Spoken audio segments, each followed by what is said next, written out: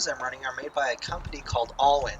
Now, Allwin does a great job at replicating several BTUs. This one is the replica of the Cry Precision Gen 3 Multicam without having to pay that hefty price tag of the official Cries. Now, these things are great, incredibly airy and light. They feel like pajamas. There's also a lot of good adjustability on here in the wrists and the Velcro, as well as Velcro pouches on your shoulders, which are just great. You can fit in maps, pens, pencils, whatever you need. It also features Velcro for your patches. Now this thing has adjustability in the neck in terms of a zipper. You can have it as high as you want or as low as the 70s, but it's really up to you. Incredibly nice set of tops there. Moving on to the pants, they are just as good. Now these things are awesome when it comes to the pocket department.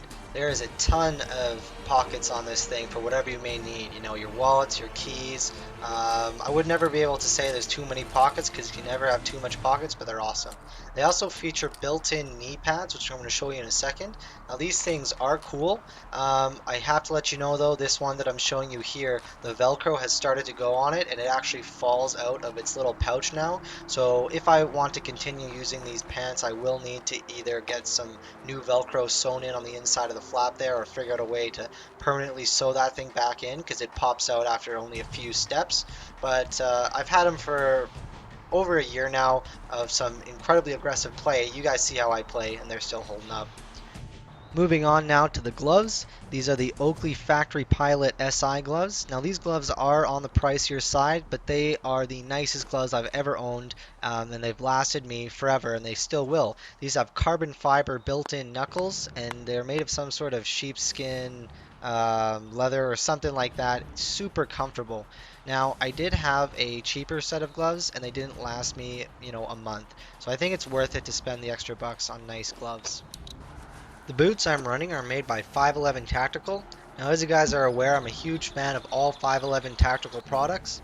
Now, these boots in particular are the Speed 3.0 Rapid Dry Boot in Dark Coyote, and they are fantastic.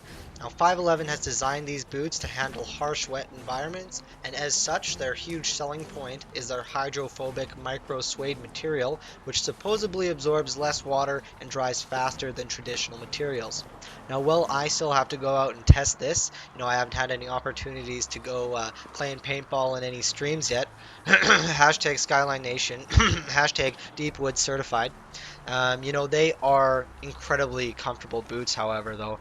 These are probably the most comfortable boots I've ever owned, and they're well priced as well, about 120 bucks Canadian, which isn't too bad. And they are just so comfortable. No problem running around 8 hours in big games. And they're great for other purposes too. Range boots, hiking boots, whatever you need. The sling system I'm running is the Magpul MS3 style sling system. Now, while Magpul is actually printed on my item, I don't believe it's official Magpul. I think this is some sort of Chinese clone. You can tell in a few details. The metalwork, the paint is flaking off of it, and it's a lot shinier. It's like a shiny polished black, as well as the seam line of it is pretty noticeable. You can see the seam lines on both of those metal pieces there. If it was official Magpul, it'd be more of a matte, non-gloss finish. The paint wouldn't flake off, and you wouldn't notice that seam. Not a big deal though. If you're looking at this sling system, just get the cheap clone. Honestly, I've had this thing for 2 years and never had a single problem with it. Now what's cool about it is it's a 1 or 2 point.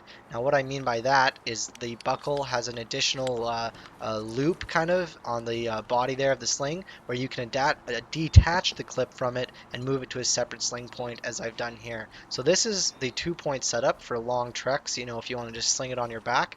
And all you got to do to bring it back to 1 point is remove it from the top there and clip it back on this circular loop as I was saying before, and now you're running a 1 point. At this point, all you do is you just sling the rifle over your shoulder in that kind of loop there, and the rifle will just sit at your side.